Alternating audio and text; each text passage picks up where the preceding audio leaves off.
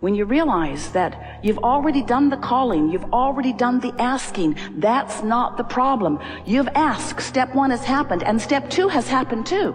You've asked and it is given. It has been given. It is vibrationally done. And sometimes you say,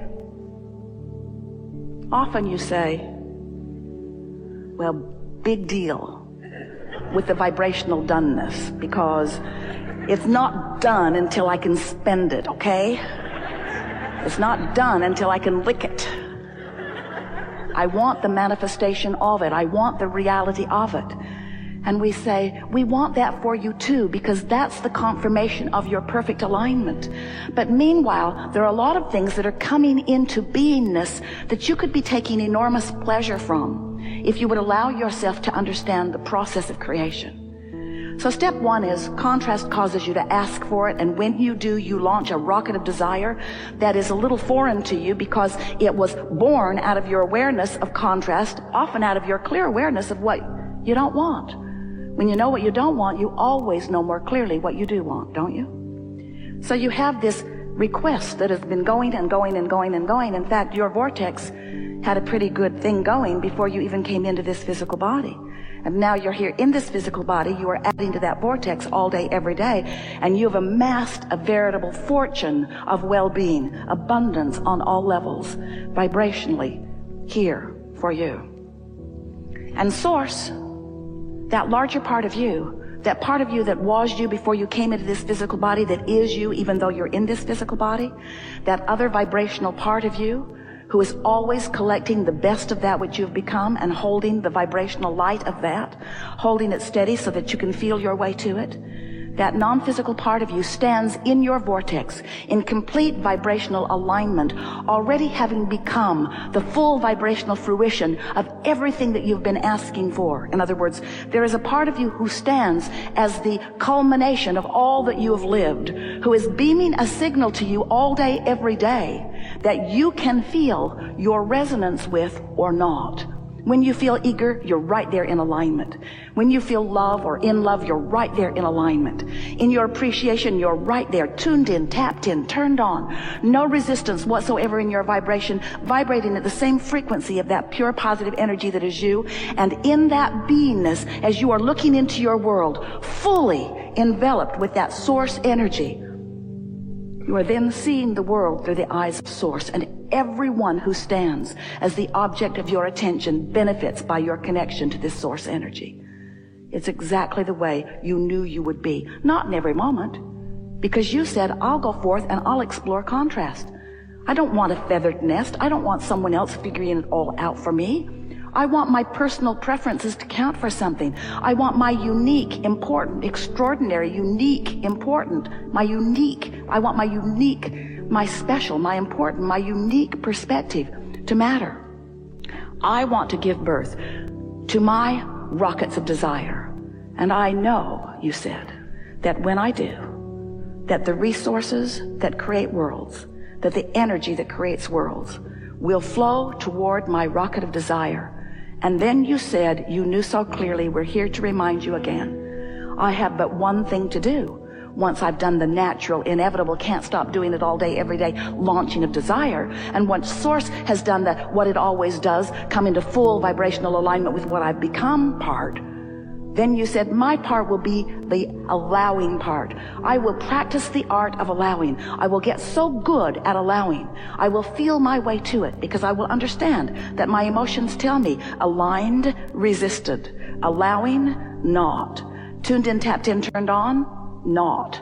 In other words, you can tell by the way you feel what your in this moment proximity is to the source within you.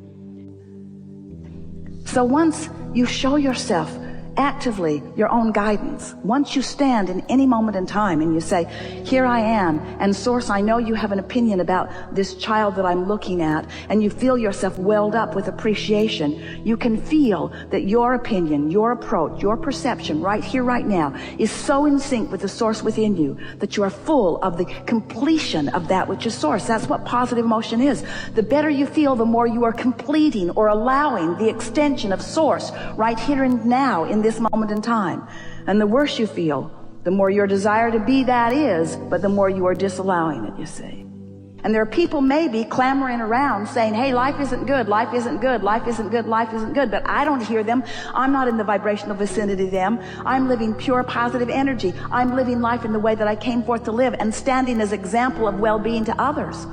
And when others come into my experience, maybe they were born into my family, maybe I was born to them, maybe I married one of them, maybe I go to school with one of them, somebody that's clamoring in a vibration that doesn't feel so good. They're saying, hey, you, what have you got your head in the clouds? What are you so happy about? You should be down here with us, living life in the reality that we all live. You should be sifting and sorting through the stuff of life, and you should be perceiving life more as we perceive it. And we say, you can't perceive other than you perceive. And when you tune yourself to the frequencies of well-being, well-being is what will be revealed to you everywhere you go.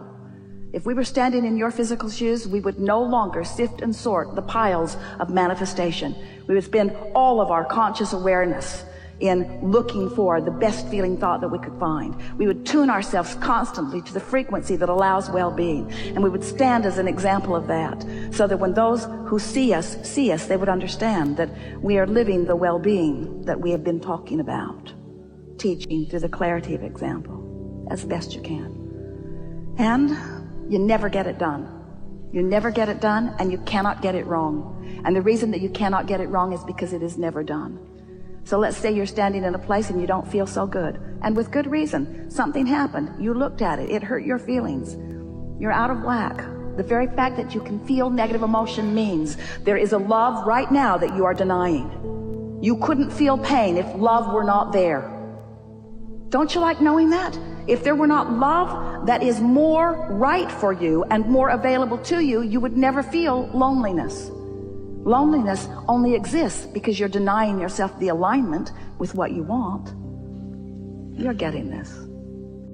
This is a conversation that could go on for hours and hours and hours, because there are so many facets to the environment in which you live and so many premises that people are presenting from. And there's a whole lot that people are saying about non-physical that is so far from what it really is.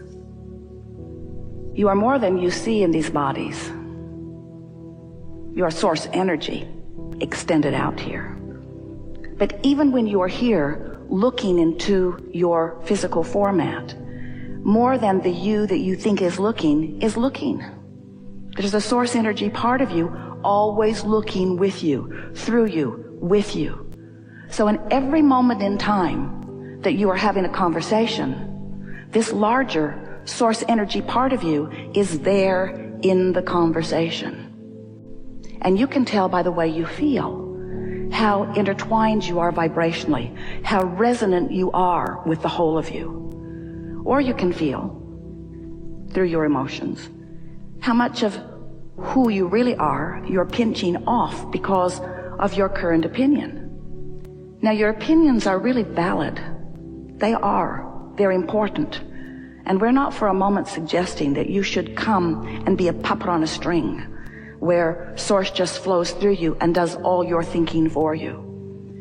But we would like to explain to you how you intended it when you made the decision to come. And as you decide to deliberately apply your awareness that you are a vibrational being, that you are an extension of source energy, the source energy is flowing to you and through you at all times, that you have guidance within you that lets you know how much of that you are allowing in any moment or how much of that you are resisting. As you begin to focus upon these very few premises that are law-based, that are universal, and begin to deliberately apply them from your point of knowing, it is our promise to you that your then deliberate approach to life will be delicious. And you will never again be confused about how things are coming to you. You won't be confused about your life, and you won't be confused about anybody else's life. And you won't be asking law of attraction or anything else to be an arbitrary judge of you and everyone else. You won't be asking the impossible things that so many humans are asking, which is, let's just bang around together and let's manifest all over the place, wanted and unwanted, and then let's find some judge who is standing outside of us to evaluate the rightness or the wrongness of our behavior or of our creation or of our attraction, and then we will try to mimic whatever the Great One decides is the right way to live.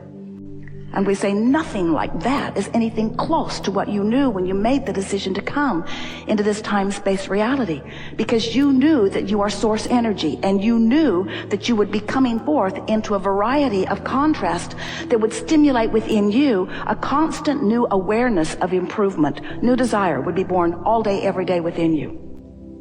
We call that step one of this creative process. Contrast causes you to ask. You can't stop it. Don't try. Every moment of the day, there is something new that is occurring to you that would be an improved condition. That's what the evolution of all species is about. And when you go with the flow of that, rather than bucking the idea of it, things will begin getting easier for you immediately. You can't stop becoming. So step one causes you to ask all day, every day.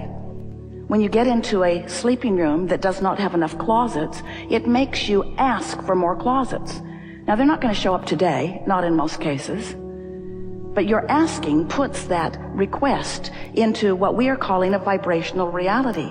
This vibrational reality, this vortex of vibration. Our human friends sometimes do not like our depiction of this vibrational reality because it's vibrational, and unless you are in the frequency of it, you can't translate it into reality. It's a vibrational reality, so it's a future manifestation for you.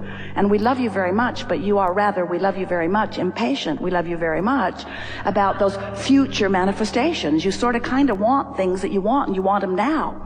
Because in many cases, the reason you want them is because you believe you will feel better in the having of it. In other words, if I had that now, then I would feel good. But since I don't have it, I don't feel so good, and I'm justified in not feeling so good because I don't have this thing that I want. And so I'm going to stand in this place of not feeling so good because I want that thing that I do not have, and I think that someone should make it available to me, even though I'm offering a vibration that prevents it from coming to me. Someone should call someone.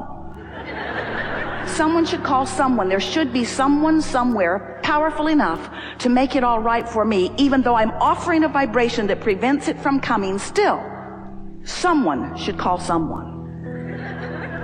There are a lot of realities that are being lived in this physical time-space reality, and there are not two of you who are perceiving identically. So what humans are commonly doing with each other is that you yearn so much, you do. You yearn for someone to understand your perspective. And we want you to cut that out, because very often you are training yourself away from your own guidance system. You're training yourself away from your own expansion. And the more life causes you to expand, and the more you train yourself away from that expansion, the more uncomfortable you feel. And so let us say this to you. We have never seen any of you pick up anything that has been written, created, produced by any other human that was in every case a perfect vibrational match to you and what's in your vortex. That isn't the premise that you came forth into this physical body. You didn't say, I'll go forth and I'll find the right path, and I'll get with the right pack, and we'll travel in the right circles, and we'll say and do the right things. That isn't what you said. You said, I'll go forth and I'll mix it up, and I will come to my individual awarenesses, because you have become who you've become before you came into this physical body. There was already plenty in your vortex that lets you know who you are. You are a lover. You were when you got here. And the first day that you found a reason to hate someone, you felt the discord of that hate. Because the source within you, no matter how justified you think you are in the pushing against of that injustice or that thing that you did not want to see, the source within you will not join you in that hatred, you see.